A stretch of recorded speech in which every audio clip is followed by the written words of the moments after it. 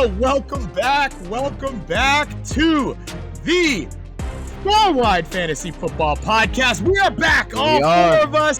The handsome one is back, Olu, and we're so happy that our Four Wide Fantasy Huddle is back with us. Thank you so much for joining us yet again. We are here, episode 7.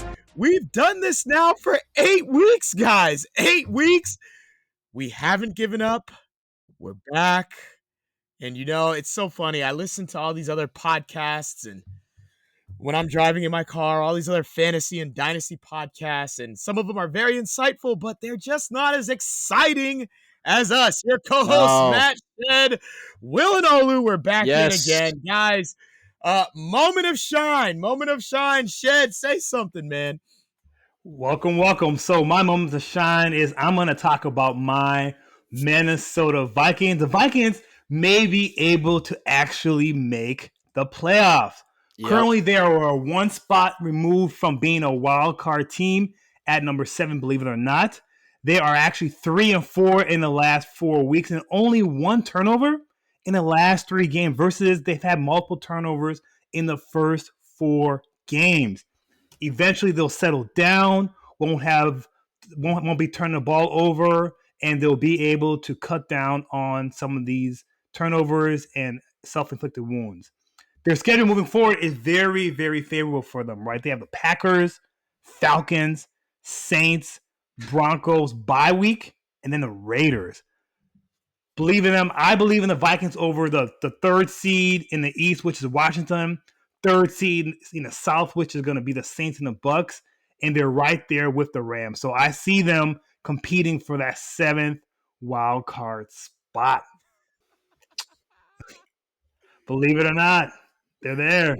Who wants to go next? All right. For Henry, that'll be amazing. Oh, my gosh. All right. See, I got to go next after that, okay? Y'all know, I mean, the listeners know by now, I'm a Tennessee Titans fan. That's right. Don't give up. Never give up. I talked already last week about this, but it actually has gotten worse.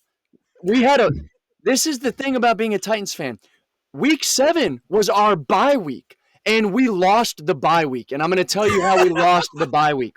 So last summer during the NFL draft, right, or last spring, whatever, 2022, we trade A.J. Brown, one of the best receivers in the NFL, to the Philadelphia Eagles for a first-round pick who turned into Treylon Burks, who has done nothing in a year and a half. That man has more injuries than he has career receptions at this point. Okay? Oh, wow. That's what we did with A.J. Brown.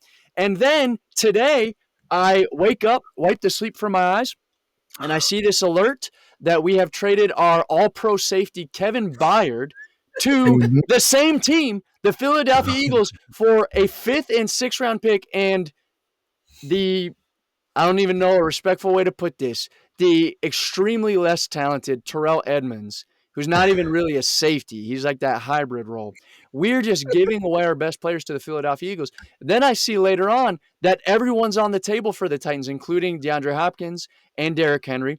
As we're preparing for our Week 8 game, Mike Vrabel comes out and says, if Tannehill can't go, we're going to use 2 backup quarterbacks. Malik Willis and Will Levis are both going to play.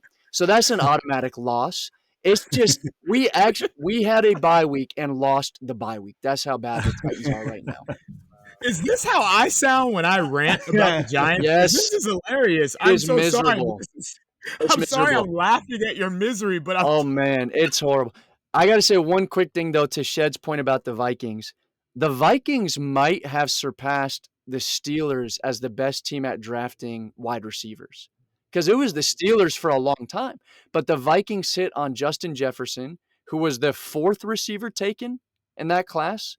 And then they hit on Addison, who I think was the 3rd receiver taken this year. Yeah, but it was hard to miss on Addison with the 3rd receiver taken, though. It is, but the Chargers and the Seahawks didn't take him, right? I think JSN and Quentin Johnston went before Addison, and then Zay Flowers. Never taken Quentin Johnston.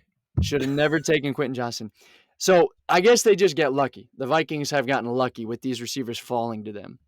Well, and look at this. They also drafted Randy Moss. They drafted Adrian Peterson. So the Vikings, they know how to. We're going back in history here. Yeah, I mean, Yeah. the Vikings know Yeah, how to yeah. draft wide receivers. Hold on, we're not supposed to give each other we're not supposed to give rebuttals on people's 1 minute of shine. Like, come on, like just let the people talk. Olu, you're what? Because Olu's gonna say something, I'm gonna want to cut him off, but it's his 1 minute. You're not. You're gonna love this.